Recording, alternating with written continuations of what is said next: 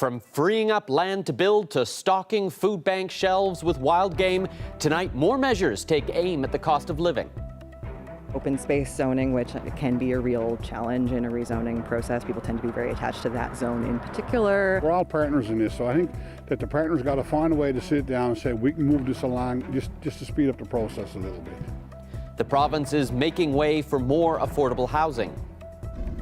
45 pounds of frozen moose meat is being farmed out to seniors across the Northeast Avalon. More special feeling than other food banks, I think, because this is what they grew up on. How hunters are helping fill food bank shelves. Real people, my family, our families, our communities, our elders, our youth, our knowledge holders, and our future generations are being harmed. Identity under attack. Inuit leader Natan Obed is calling Nunavut a shape-shifting, non-Indigenous organization. This is CBC Here and Now.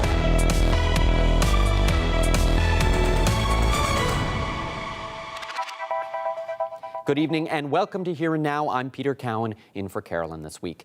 Let's get to our top story. 23 parcels of Crown land are up for grabs to develop affordable renting housing in the St. John's area. But as Heather Gillis reports, home builders and housing advocates say this is not a quick solution to the housing crisis.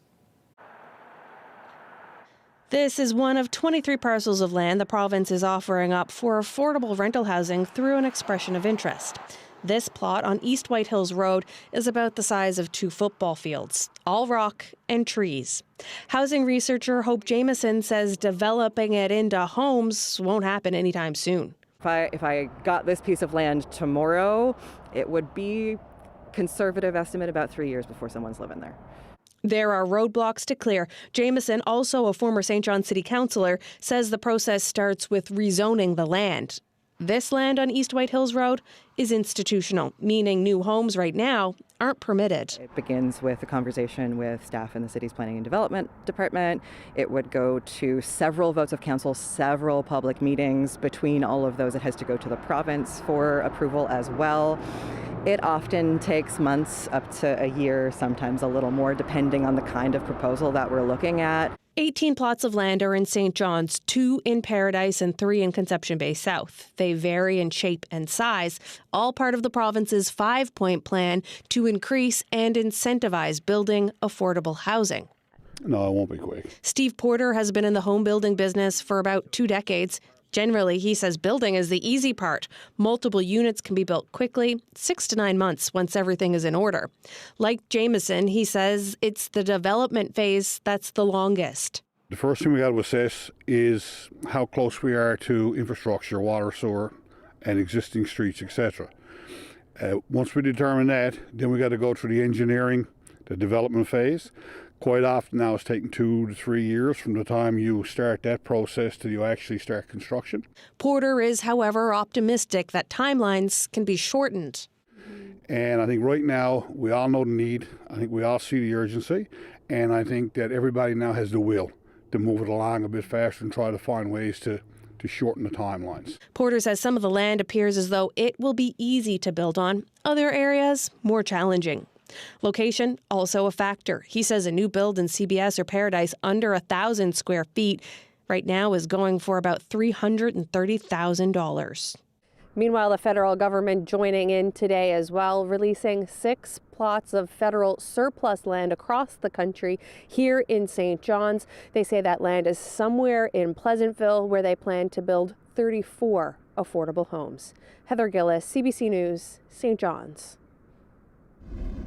We know this is an urgent issue for Canadians, and we believe that at the heart of this issue is supply, supply, supply. And that is the Deputy Prime Minister, Chrystia Freeland, in Quebec today, announcing that they'd open up that land to developers. The plan is to build more than 2,800 homes in total. And as you heard there from Heather, some of those are going to be in St. John's. In order to get more housing supply and to have those homes built faster, we need to have cooperation across the whole country. It has to be cooperation with not-for-profits, with real estate, it has to be cooperation with municipalities, with provinces, and we have to use all the tools at our disposal. That's what we're doing. Meanwhile, Premier Andrew Furey brought his West Coast counterpart, BC Premier David Eby, to St. John's to talk about a number of things, including green energy and, of course, housing. The pair arrived from meetings of Canada's premiers in Halifax. Those were yesterday. BC has been dealing with a housing crisis for years, and in 2022 was the most unaffordable province for housing, according to census data. Reporters asked Eby today about his advice to Furey. I know it's acute here. I know people are feeling the pressure here in Newfoundland and Labrador, and for a bunch of different reasons. And I can tell you that you know, from the perspective of BC, the sooner you're able to get a handle on this, to build the housing you need to avoid being in the position that British Columbia is in, where we had a government for 16 years that ignored the housing crisis and told people if it's too expensive for you, move somewhere else. The market will not solve these problems by itself, so government needs to show that leadership role. So when you're, it's certainly, I'm sure, painful for people now. It can get worse.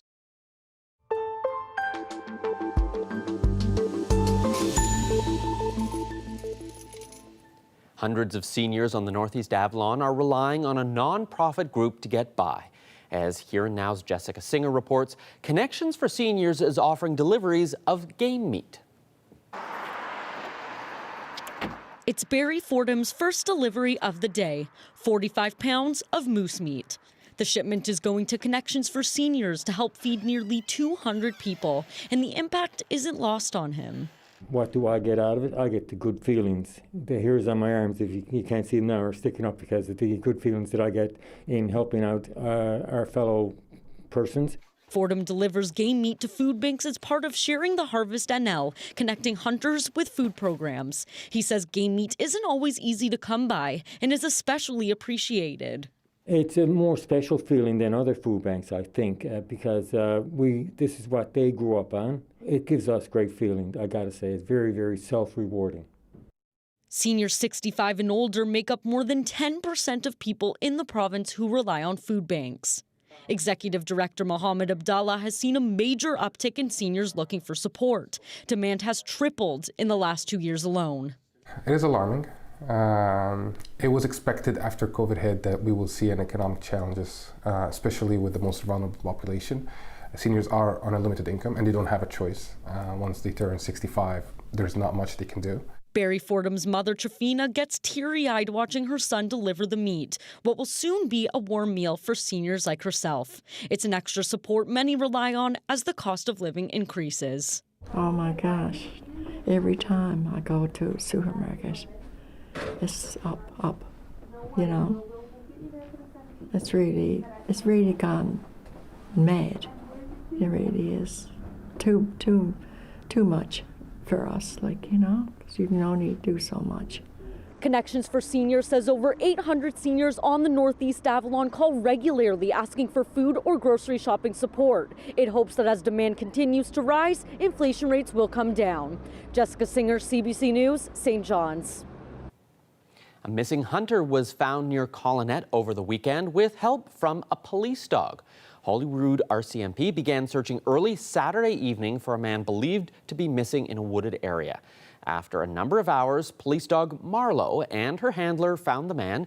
He was stuck in a bog up to his waist and unable to free himself. The man had set out that morning alone and didn't have a cell phone. Search and rescue crews were able to get him out and reunite him with his family.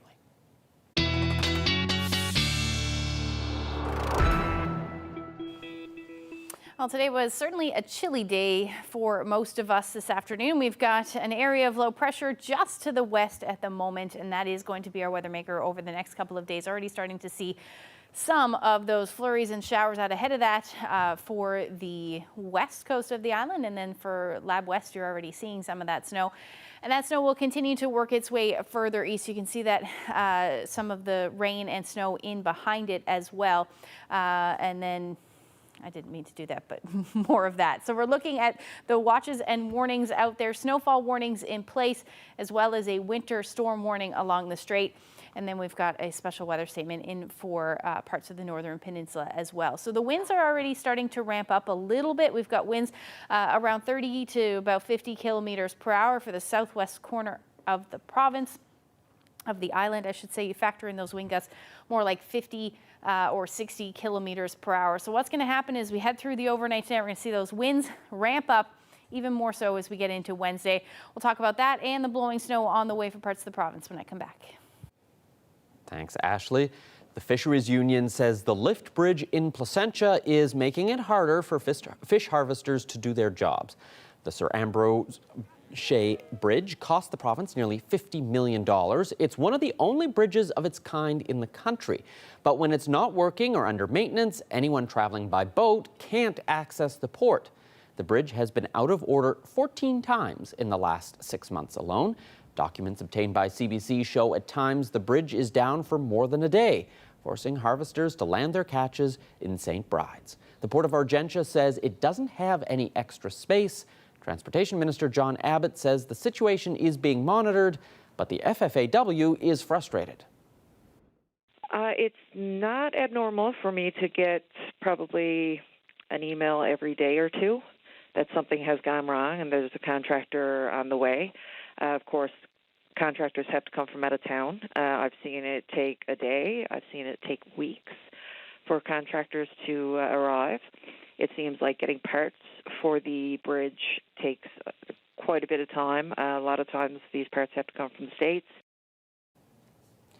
Meanwhile, the Newfoundland and Labrador government has spent almost $500,000 on consulting firms to help address wind hydrogen proposals. The money was to hire companies to analyze 6 bids. The contracts went to Optimus SBR, Ernst & Young, Orenda Corporate Finance, and Power Advisory LLC between March and July.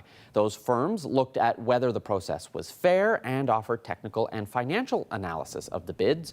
Last December, the province opened nearly 1.7 million hectares of Crown land for wind hydrogen project bids. All 3 contracts have wrapped up. Energy Minister Andrew Parsons says in the future there will be room for civil servants to do some of that assessment in-house.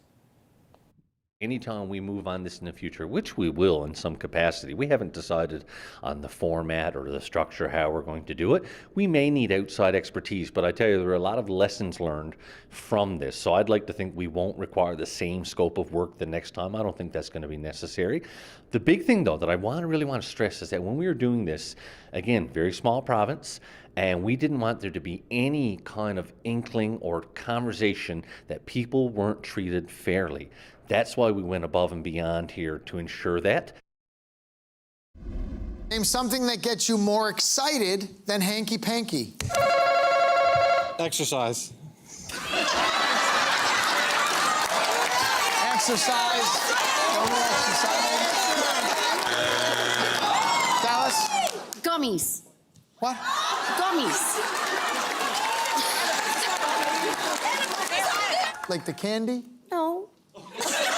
That gets you more excited. Oh, yes. When was the last time you had one of those? Last night. It's legal. I know. Well, that's 2 teams from this province facing off last night on Family Feud Canada. It was the Big Land versus the Island, as the Martin family from Wabash went toe-to-toe with that gummy-loving Woodmans from Dunnville. And there were a few laughs on the show. You really never know what you're going to hear. And here's a little more from last night's show.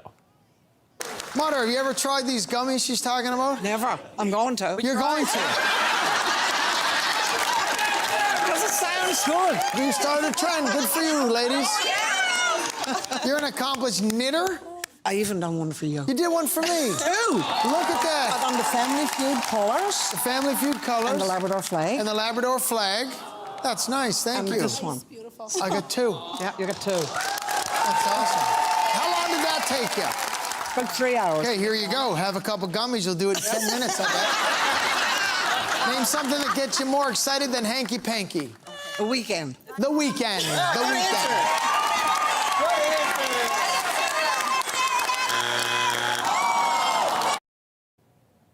Well, not to worry, Labrador lives to fight another night. The Martins are going to be back this evening for another chance to win $10,000. Family Feud Canada airs on CBC television tonight at 8 o'clock Island time. And for all those folks in Wabash who will be tuning in, that's half an hour earlier in most parts of Labrador. Canada's National Ballet School was in Mount Pearl this week searching for new dancers. In the title, it is Canada's National Ballet School, so of course we want to go around and visit all of the country and see where the dancers are at. I'm Jeremy, and I'll tell you all about that just a little bit. Well, the first winter storm warnings of the season have been issued for parts of Labrador. We'll get into all the details, tell you when things will get better when I come back.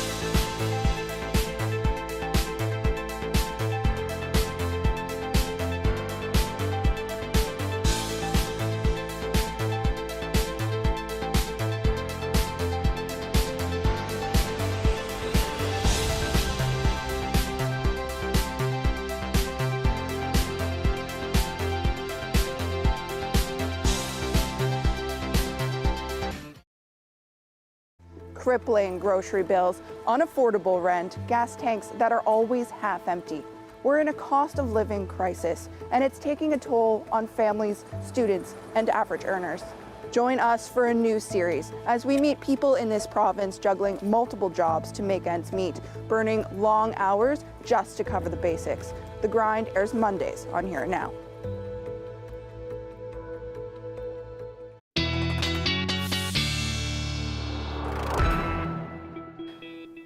I guess we were going to have to face the reality sometime. It is November, and that means it's the start of some snow. But did we have to? I like to live in denial. No, I know. It is November, like you said. So this is actually the first significant snowfall that Labrador is seeing anyway. I know we did see some accumulating snow across the island for the in the last week or so, but for now we are, Northern Peninsula has been able to sit this one out as well. Not so lucky this time. But we do have those temperatures pretty chilly across the island, anywhere from about 1 to about 7 degrees, the warmest in the southwest and along the south coast of the island. And then as far as Labrador is concerned, other than the southeast, most of you are sitting below zero this afternoon. And if we take a look at what's happening right now, those temperatures really starting to drop, getting some wind chills near -10 for Makkovik, Nain, and then about -14 in Lab City at the moment. Temperatures in Port aux Basques around 7 degrees still, but you factor in that wind chill, it's feeling more like 2. Now the temperatures are going to stay more mild across the island as we head through the next couple of days. In fact, we are going to be, most of us will be on the warm end of this, so this should just be a mainly rain event, but that is not the case up across Labrador and parts of the Northern Peninsula. So the area of low pressure, like I said, just to the west, starting to see some of that snow push into Lab West at the moment, and that will continue to track further east as we head through the night tonight through central Labrador. And then we'll start to see some showers develop across the island as well. Note what happens with those winds, starting to ramp up 60 kilometers per hour along the south coast of the island, even more so as we head into the morning hours, between 50 and 60, more widespread areas of those winds for the island. And then some of that snow will push its way into the Northern Peninsula as well. Now, if you're towards the coast, likely going to see rain, but in the higher elevations towards the Northern Peninsula, you will likely see flurries.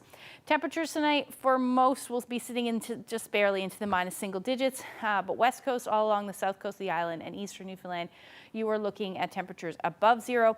Labrador minus single digits, and then minus teens, the story for Lab West at about minus 13. Again, your winds starting to ramp up as well. As we head through tomorrow, know what happens for the Northern Peninsula. Now, like I said, higher elevations will likely see this stay as snow tomorrow. However, if you're near the coast and eastern portions of the Northern Peninsula, you'll likely see this change over to rain. This will be all snow up across Labrador, but we'll start to see some blowing snow associated with this as well. Wind gusts, Lanzaloo about 80 kilometers per hour, and really all along the northeast coast, those winds will be fairly gusty tomorrow, anywhere from 60 to about 70. So definitely going to see those winter storm conditions along the strait and likely up towards southeastern Labrador as well through the afternoon. Most of the rain will taper to showers across the island, but again, snow will move back in for the Northern Peninsula, and really that will continue as we head into Thursday morning. Some more colder air will head down the west coast as well, so higher elevations will start to see that potential for some snow. How much are we talking? Most should see somewhere between 10 to 15 centimeters of snow in southeastern portions of Labrador. The higher elevations may see a little bit more than that. So we're talking maybe 15 to 30 centimeters of snow. But if you are towards the coast, you're likely not going to see much at all, and that's just because the temperatures will be up a little bit. As far as rain is concerned, most of the island will see somewhere between 10 to 20 millimeters, but we may see a bit higher than that, pockets of higher than that, maybe closer to 20 to 30 millimeters by the time we get into Thursday morning. So it will be rainy for the next couple of days. Temperatures are going to be mild as well, 9 to about 11 degrees, especially in the east with those breezy winds around 60 kilometers per hour. Head towards central. Temperatures a tad cooler that, even more so as you head towards the west coast of the island. And the Northern Peninsula, you're hovering around 2 or 3 degrees. That will be the story as well for Labrador, hence why along the coast you'll likely see this fall as rain. Your winds will be gusting out of the northeast around 30 to 50 kilometers per hour around the Cartwright area. A little bit further south, it will be much stronger winds than that. Other than that, Lab City, you're just going to see a few flurries through the day, about -8. There is another round of snow moving in, though, for you, and you'll see that as we head a little later in the week. And Peter, I'll definitely get into that. Something to look forward to. Thanks, Ashley. No problem.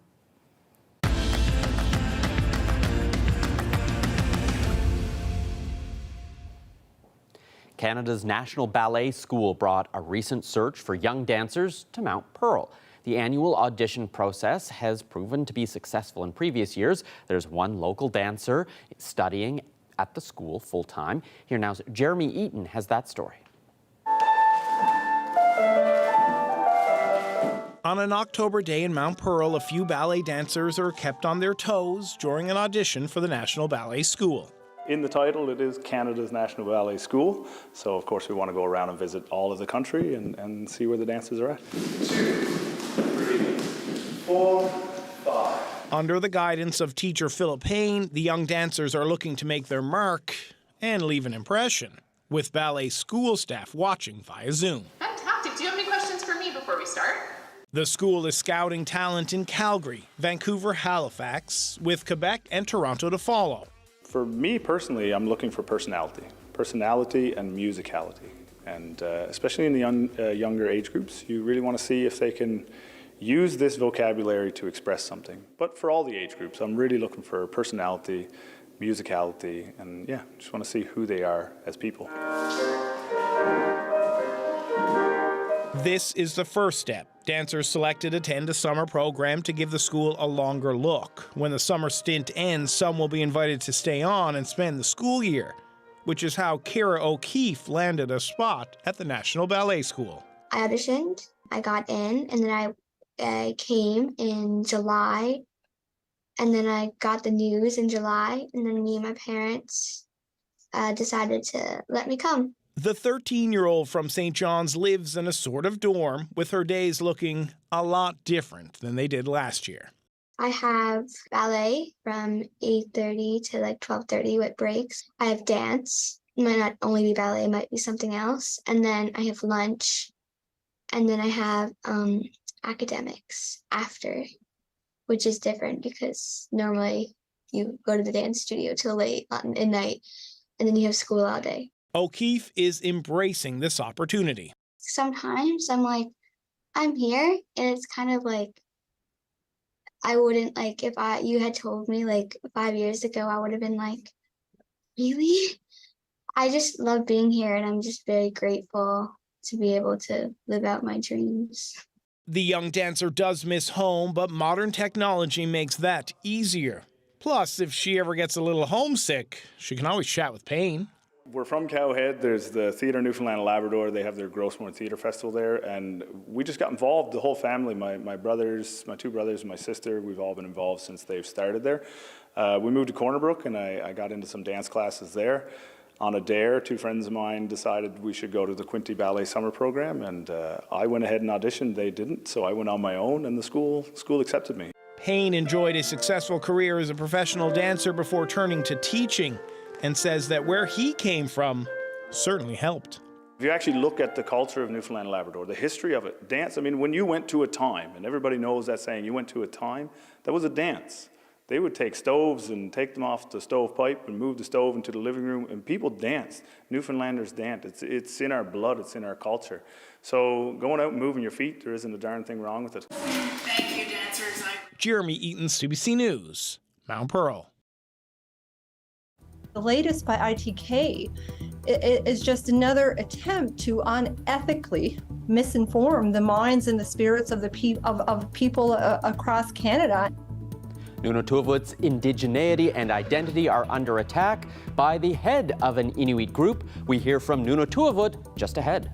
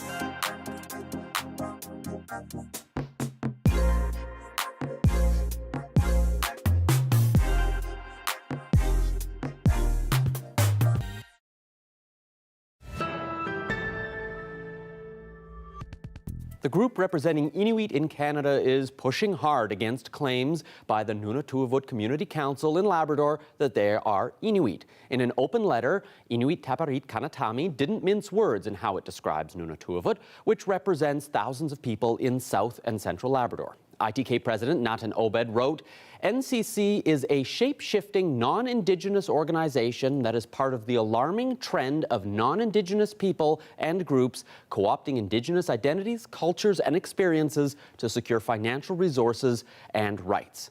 It's warning organizations not to recognize the group, even though the federal government has agreed to negotiate a land claim. Amy Hudson is Nunatuavut's Chief Governance Officer. She has a PhD in Inuit governance and is a professor at the Labrador campus of Memorial University. Thanks for joining us. Thank you, Nakumik. What was your reaction when you read that letter? I mean, my reaction, it's one of many of continuous reactions since, this is just the latest letter by ITK. And I guess with respect to, I want to speak first to the introduction and the comment that ITK represents Inuit in Canada. I would like to clarify that ITK does not represent all Inuit in Canada. And in fact, ITK represents 4 land claimant organizations in Canada, and that itself has been a changing and evolving process. So I just want to clarify and situationalize that. With respect to fraudulent claims to Indigenous identity, of course, this is a growing conversation in our country as of late, and it is a growing concern to us and to myself as well as an Indigenous academic. And there's certainly room for this conversation and this critical conversation and dialogue in ways that are respectful and respect human dignity of all involved. However, suggesting or insinuating that Nunatuavut Inuit fit within this frame is simply incorrect and it's invalid. And so I would suggest that the latest by ITK is just another attempt to unethically misinform the minds and the spirits of people across Canada. And we really need to challenge these statements and hold accountable the people who are making these statements and think really critically about what's happening in our country right now and how Indigenous peoples are being labeled and categorized and victimized and violated. ITK is essentially, and I work in this space professionally with Nunatuavut Community Council, but also as an academic and as an anti-colonial, decolonizing, I'd like to think decolonizing-minded academic. My understandings are that ITK is really utilizing the current conversation in Canada around Indigenous identity as a political tool to further their own end. And as a result, the reality is real people are being harmed. Real people, my family, our families, our communities, our elders, our youth, our knowledge holders, and our future generations are being harmed when these statements, these false statements are being made that simply do not align with the current reality, does not align with the reality of Labrador, and does not align with the evidence, whether that be archaeological evidence, anthropological, sociological, genealogical, Inuit oral histories and storytellings, nor does it reflect relationships between Inuit. One of the concerns seems to be from ITK that if Nunatuavut is recognized as Indigenous, it'll take money and opportunities away from other Inuit. Part of that letter says, those who falsely align themselves with a recognized Indigenous people to secure resources, rights, and status are practicing a perverse form of colonial racism that not only harms Inuit by diverting badly needed resources away from our people, but may in fact in circumstances amount to criminal fraud. The federal government must stop enabling this morally reprehensible and possibly criminal behavior. How do you respond to that concern that if you're recognized as Inuit, then there's a fixed amount of resources and it's going to mean less for other Inuit groups and regions? So when we say we seek a relationship with the federal government in this modern era that recognizes us for who we are, it means that we are seeking the most basic, fundamental resources to counteract the colonial harm that has been done, not just to our people, but all over this country. Seeking resources so that we can continue language reclamation, seeking resources so that we can have access to running water in some of our communities, seeking resources so that our people can be warm and not suffer heat insecurity. These are the resources we seek, that we have access to medical so that people can get prescriptions that they need for chronic illnesses. We're not in a space where we're trying to dispossess any other Indigenous people and to assert and continue to make these false and manipulative allegations around who we are as a people, and our aspirations are incredibly antithetical to my own Inuit way of knowing and my upbringing. Well, thank you so much for joining us and sharing your perspective today. Nakumik.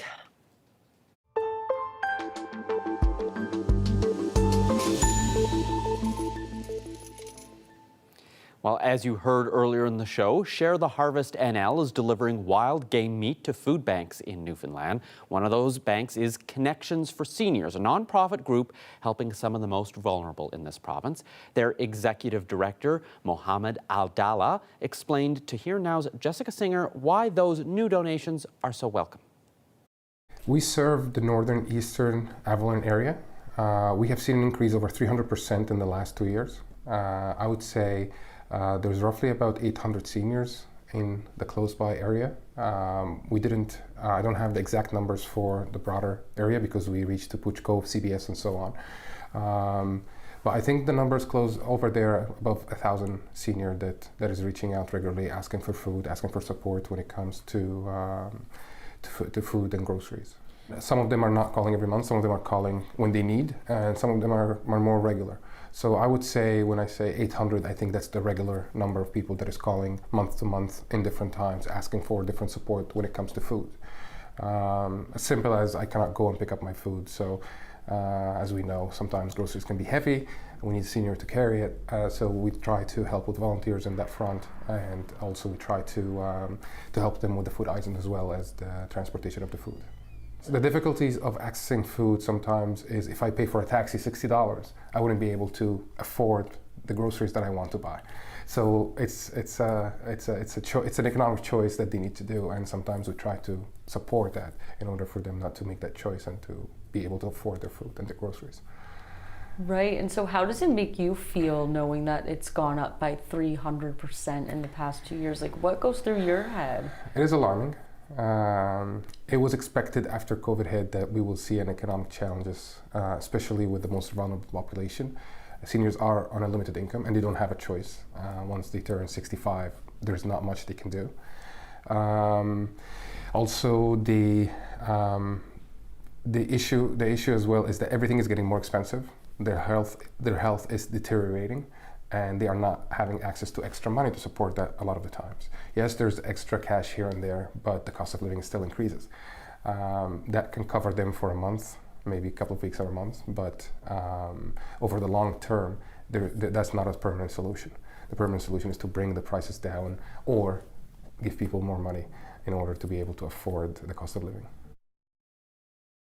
Innu artist Marianne Panashaway has been painting now for 3 decades. She's preserving Innu culture, and she has an exhibit here in St. John's. That story coming up.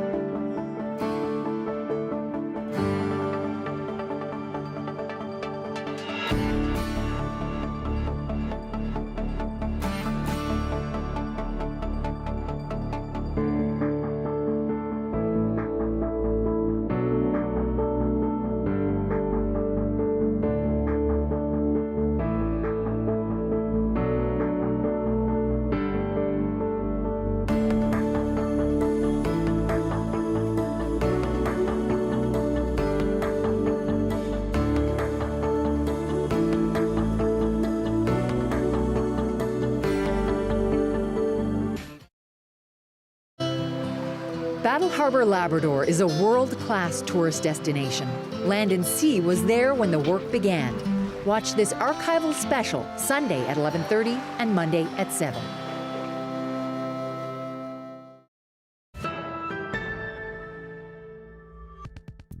Marianne Panashaway is an Innu artist who's been doing this now for 3 decades, and she's with me right now here at the Christina Parker Gallery in St. John's. So, Marianne, what keeps you going? My culture is really important, so that's what keeps me going. So when you decide you're going to choose something, well, even like this painting here where I see a hunter's footprints, caribou footprints, I think a pipe that anybody who's visited either Natwashish or Shesh may have seen. How do you choose what you're going to try to capture? I do a lot of thinking, but I don't prepare very much because everything I want to do is just writing, like it's in memory. So from there I choose the people that are important to me, and especially the animal spirits that are important in my culture. So that's why I choose the footprints of caribou. And also for the people that you choose. For instance, right behind us we have this little boy, I think, on a ceremonial walk, and his back is there. Why would you choose something like that? Because obviously anybody who knows anything about Innu culture knows the walking, the living on the land is very important. Why that topic? I'm a visual artist, so to put it on canvas and to preserve what I had experienced or witnessed, so I like to show it on canvas. When you are making your art, do you have a viewer in mind? Is it for non-Indigenous people to see? Is it for Indigenous people? Who are you aiming your art at, if anyone? It's for everyone to see my art, and I do admire other culture, but for me, but I focus on my own culture to preserve and to show it to my grandkids and what I seen in the past. I notice in a lot of your works, you see elders. Elders very important to Innu culture, and you also see children. What is it you're trying to show about Innu people in your art? I have seen a lot of old pictures, black and white pictures that were taken maybe in the 50s or 1960s. I use a lot of those pictures to put them in color, and the pictures, people that were from my community, and there are some. I just don't pick any picture. I picked ones that are catching, that inspire me. My mom and my granddaughter had a very short period of knowing. Time together? Time together, yes. So I took her as much as I could with my mom, because we spent a lot of time with my mother. And it's such a beautiful painting because you can see kind of the wrinkles and lines in your mother's face, and they're kind of snuggling their noses together in a moment. Yeah, at that time my mom was not well, and to bring children to her, she was always pleasant, and she felt happy. How does your art help to preserve Innu culture? It helps the young people in my community, because they see the importance of what I had learned and what their families had experienced, and so my kids can see and share it, and they continue, and that the culture still exists, and you just have to go back on the land and be able to hunt and just enjoy the family and the land.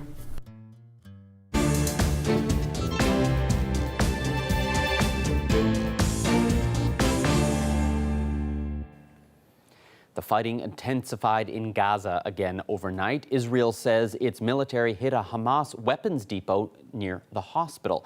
The Palestinian Red Crescent Society says dozens of the people inside the hospital and sheltering around it were injured. And today, the first group of Canadians was able to flee the violence in the besieged territory. About 24 Canadians have made their way into Egypt through the Rafah crossing in southern Gaza. Global Affairs Canada expects a total of 80 will make the trip today.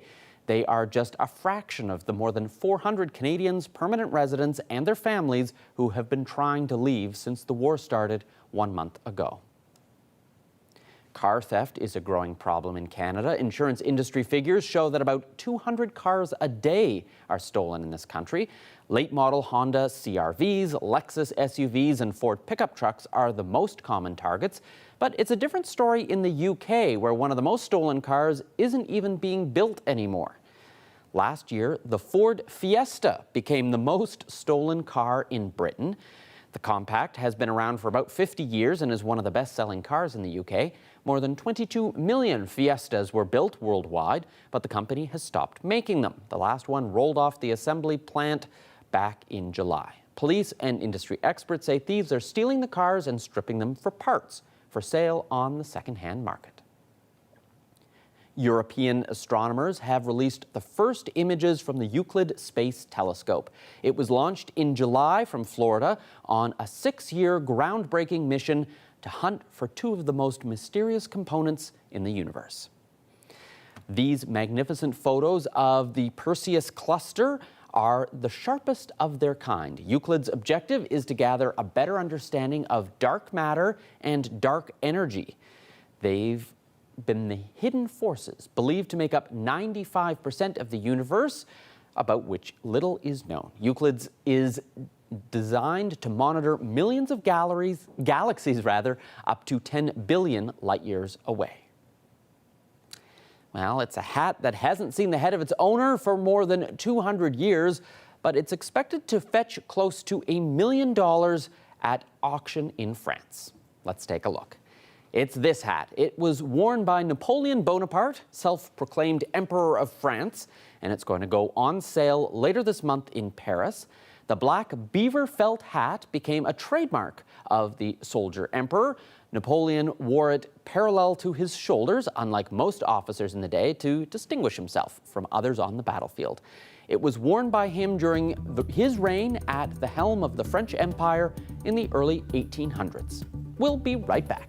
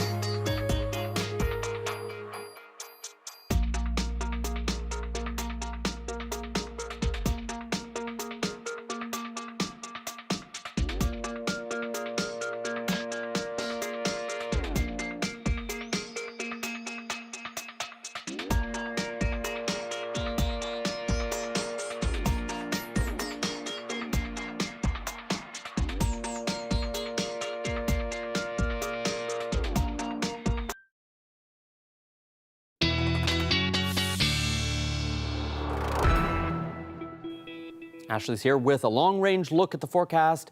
We're going to see a little bit of snow in the short term. Is that going to move away, give us a bit of reprieve, perhaps? It'll take its time, but yes, we've got okay. an area, this area of low pressure is going to stick around for a few days. It'll certainly be around affecting the weather as we head into Thursday as well. Let's take a look at what's going on.